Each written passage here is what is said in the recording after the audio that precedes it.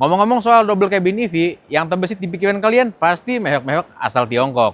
Padahal Toyota juga punya. Ini dia Toyota Hilux BEV. Penasaran kayak apa? Cek terus videonya.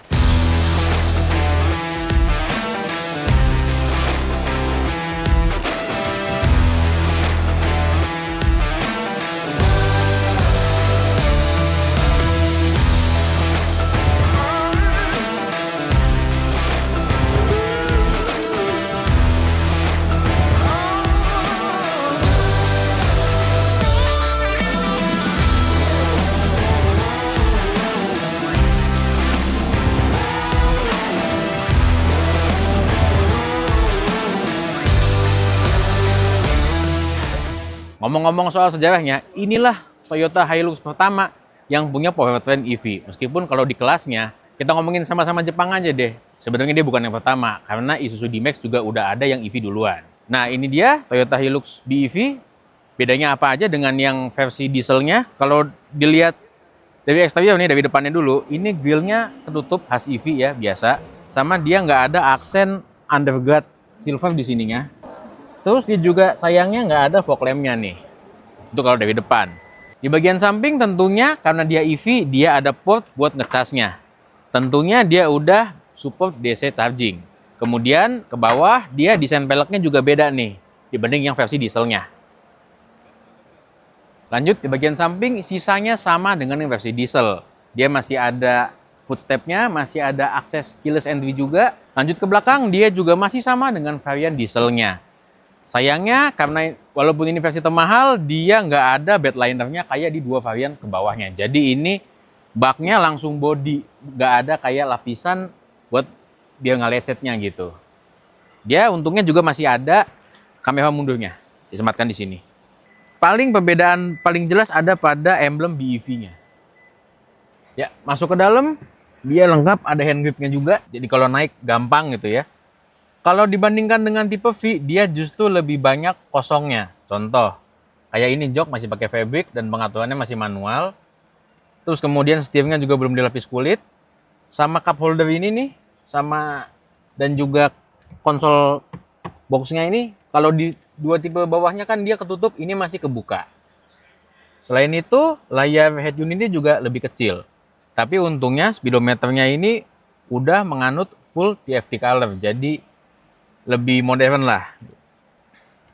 Perbedaan paling kentara ada pada desain tuas transmisinya. Ini dia kayak Lexus, kayak Prius juga begini ya. Terus lanjut ke depan, kalau yang versi diesel dia ada selektor 4 wheel drive-nya buat kayak 2H, 4L, 4H gitu. Ini dia nggak ada karena dia full all wheel drive. Yang disayangkan lagi dia di sini nggak ada wireless charger.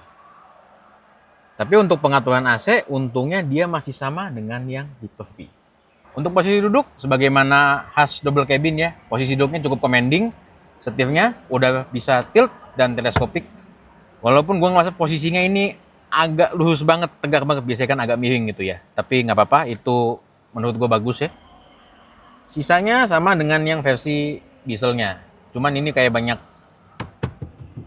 aksen-aksen plastik gitu dibandingkan dengan yang versi diesel, dia lebih banyak aksen soft pad-nya. Gue curiga jangan-jangan ini tipe bawah yang dijadiin varian EV-nya ini. Yuk lanjut ke belakang. Ya, beginilah posisi duduk di bagian belakang. Sebagaimana double cabin, pasti dia tegak ya, tapi setidaknya ruang kepala dan ruang kaki masih aman banget. Dan di belakang sini, walaupun dia nggak ada sirkulasi AC, tapi dia ada USB charging Type-C ya, buat ngecas HP, dan kantong ininya, seatback pocketnya juga masing-masing ada 2. Kemudian dia juga ada armrest-nya dan lengkap dengan cup holder. Ya, ngomongin soal powertrain-nya, Toyota Hilux BEV ini dibekali baterai berkapasitas 59,2 kWh. Sementara untuk tenaganya, dia ada dual motor ya. Motor yang depan itu tenaganya 112 PS dengan torsi 205 Nm. Sementara yang belakang itu tenaganya 176 PS dengan torsi 268 Nm.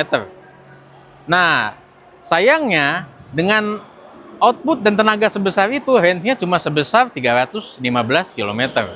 Cukup disayangkan ya, mungkin karena mobil ini beratnya sekitar 3,1 ton. Karena kalau mobil-mobil pada umumnya gitu dengan range dan tenaga segitu, harusnya 500 kilo tuh gampang gitu.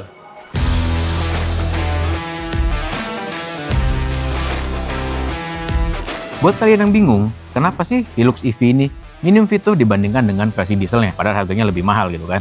Mungkin jawabannya seperti ini. Versi EV ini punya kapasitas baterai yang lumayan besar, tepatnya 59,2 kWh dengan range yang cuma 315 km. Mungkin karena berat, jadi nggak bisa jauh-jauh. Dengan baterai hampir 60 kWh sendiri, itu cost-nya udah setara mungkin di atas harga mobilnya. Tambahan lagi, ini double cabin tentu saja 4-wheel drive biasanya. 4-wheel drive pasti pakai dua motor di depan dan belakang. Jadi, dengan tambahan baterai besar dan dual motor, tentu saja cost-nya akan lebih tinggi. Sehingga nih, biar harga mobilnya tetap kompetitif, walaupun nggak juga sih, Toyota memutuskan untuk mengurangi speknya, sehingga jadi yang kalian lihat kayak sekarang.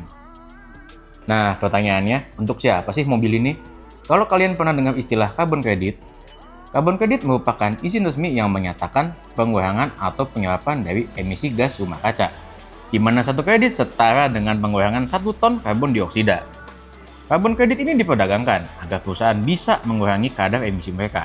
Misalnya dengan menggunakan energi terbarukan nih, kayak panel surya, PLTA, dan salah satunya juga bisa pakai mobil listrik yang tentunya nggak ada emisinya dong.